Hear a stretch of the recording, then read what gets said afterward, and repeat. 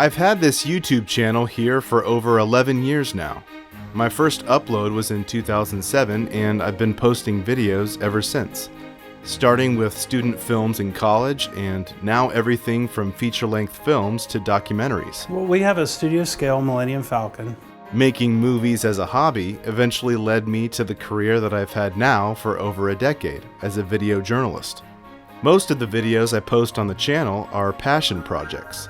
A small portion are paid gigs like weddings or commercials here and there, but the real purpose of the channel is not to make money, but to make movies, which is something I've been doing since I was a kid. Welcome to our show. Home videos like this I created long before YouTube, and in a big way they taught me the basics of editing. Now table clear yourself. I didn't have access to editing software until college, so every video I made in the early days had to be thought out, acted, and shot in one take. Aha! Boom! Boom! No editing software also meant that any special effects ended up looking like this. And since my mom was the camera operator early on, I didn't learn to shoot until high school. That's just a brief history of how I started making movies in a time before YouTube. I could do a whole video on that. Hello? Oh my gosh, can you move me?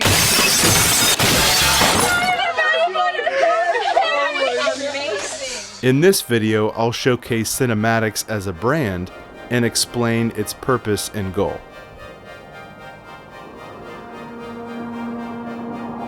The most important thing to know about the channel is that every video I post is because I think it's worth watching. Every video. I write out a script for each project, and when I'm referencing source material, I collect all movie clips at full quality. He's on. What's the story? We were able to save the left arm. You're dead! We killed you! Alright, welcome to our California trip. Videos you typically see on the channel have an even split between narrative and documentary.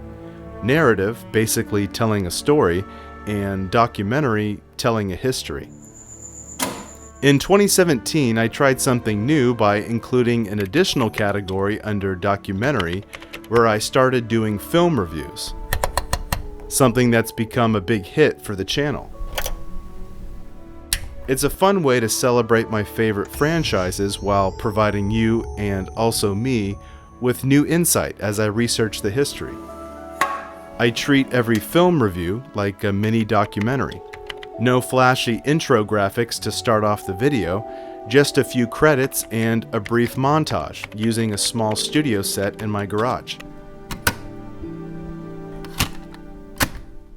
2018 was a big milestone for the channel as it broke 20,000 subscribers. And with that came questions from you guys, like how do I choose my projects and when do I make the time to work on them with having a full-time job and a family. So I thought I would first thank all of you for watching over the years, and here are the answers to the how and why I make videos.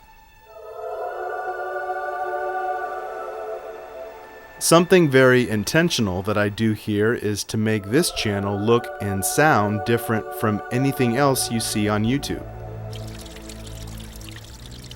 It's a conscious decision, from the brand name to the logo.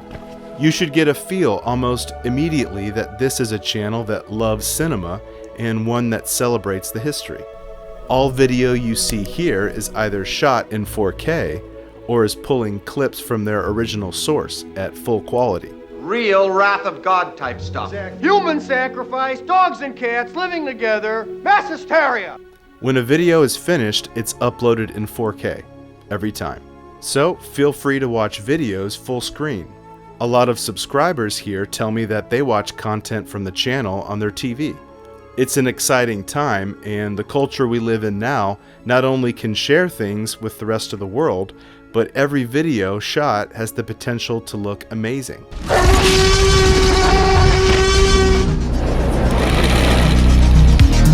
Whether it's covering a convention, visiting a museum, or taking a vacation, the footage now made with a consumer camera doesn't look like home video anymore. Things look not just big, but cinematic, hence the channel's brand name. I just got lucky that my name fits well when it's attached to the word cinema. When you start a video on the channel, it's designed to play without interruption. By omitting a flashy graphics open and refusing to include ads in the video, the experience can just play without stops. Ash, can you see this? And that's important to me. That's the way a film does it. Yes, I can. I've never seen anything like it. So the experience here will be the same. Many creators can't afford to do this, and this is in no way a jab at them. They might be using YouTube as their primary source of income, which holds a very different purpose than my channel. I use YouTube like a movie theater.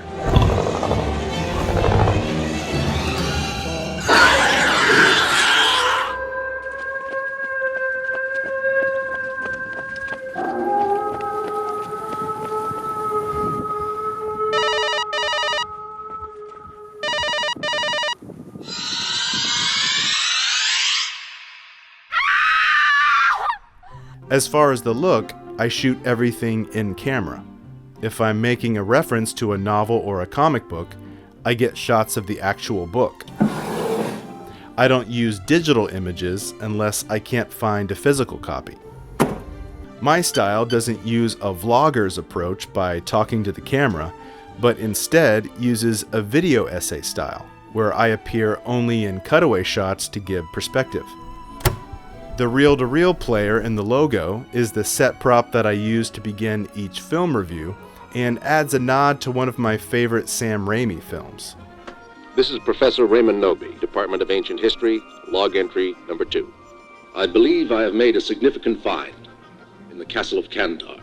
The music that I choose for each project uses film scores from each franchise. All right, men, load your weapons. Give me regular reports, please. Right, do you know what's going on? Maybe it's another drill. I never use covers, which is one of the biggest reasons why my highest viewed videos get millions of hits. It's an important element that gives a video its feeling of authenticity. And since I'm using the music for the purpose of creating something new, it all falls under YouTube's fair use agreement, which is great for content creators like me who aren't publishing for the purpose of making profit. Instead, videos are created for commentary, teaching, and film criticism. The reason I started using YouTube in the first place back in 2007 was because it was really the only way to share projects. Up until then, if I had a movie to show friends, they had to come over to the house or I had to rent a theater at the university. But after YouTube created the method, Vimeo showed up to offer better streaming quality. So in 2011, I started uploading all my future projects there because I could store them in full quality. But the problem with using Vimeo was that the audience wasn't there. And if we're being honest, it still isn't. It's mostly a space for artists to share their portfolios. No one ever gets discovered on Vimeo. People find you on YouTube. Finally, I wanted to explain why I no longer use a website. I think having a personal website has become a thing of the past. I once owned Cinemattox.com, which operated for about a year, and then it got hacked. The hack was so bad that my friend who built the site couldn't recover it. So after accepting that I had pretty much wasted money on domain and hosting, I decided to go full YouTube. And in today's world, that's where most everybody's at anyway. YouTube has now become the place where a new generation gets their information. I have a lot of plans for the channel, and this will be my biggest year yet. Shooting several feature-length documentaries, a lot of film reviews, and my first ever Choose Your Own Adventure video, which I'm pretty excited about. Most all of my projects are edited together at night once I get home from work and after I've spent quality time with my wife and daughter. Making movies might be my passion, but it's not the most important thing in my life. And this YouTube channel isn't my legacy, she is. I hope you enjoyed this look into the purpose and goal of Cinemattox. Hopefully this video was able to let you know more about me as a creator, and maybe even inspire you to create some things yourself. Thanks always for watching. Leave a comment down below, please like and subscribe, and we'll see you next time.